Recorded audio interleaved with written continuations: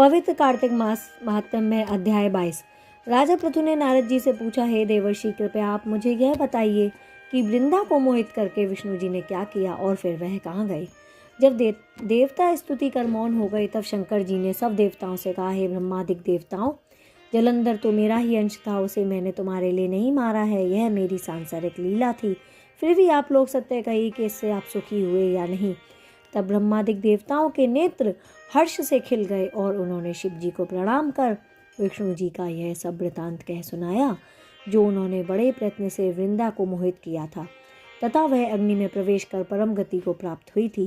देवताओं ने यह भी कहा कि तभी से वृंदा की सुंदरता पर मोहित हुए विष्णु उनकी चिता की राख लपेट कर इधर उधर घूम रहे हैं, अतएव आप उन्हें समझाइए, क्योंकि यह सारा चराचर आपके अधीन है। देवताओं से यह वृतांत सुनकर शंकर जी ने उन्हें अपनी माया समझाई और कहा कि उसी से मोहित विष्णु भी किसी काम के वश में हो गए थे।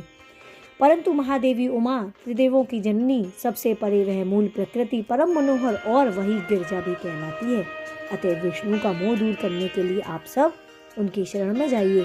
शंकर जी की आज्ञा से सब देवता मूल प्रकृति को प्रसन्न करने के लिए चले गए।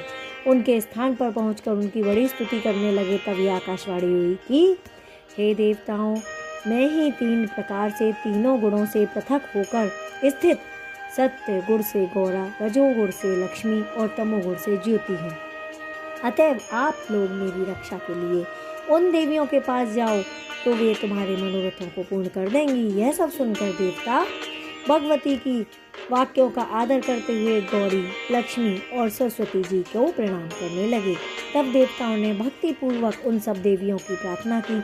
उस स्तुति से तीनों देवियां प्रसन्न होकर प्रकट हो गईं और सभी देवताओं ने खुश होकर निवेदन किया कि तब उन देवियों ने खुश होकर निवेदन किया तो उन्होंने कुछ बीज देकर कहा, इसे लेकर जाओ और बोधो तुम्हारे सब कार्य सिद्ध हो जाएंगे। ब्रह्मादिक देवता उन बीजों को लेकर विष्णु जी के पास गए। वृंदा की चिता भूमि में डाल दिया। उससे धात्री, मालती और तुलसी प्रकट हुई।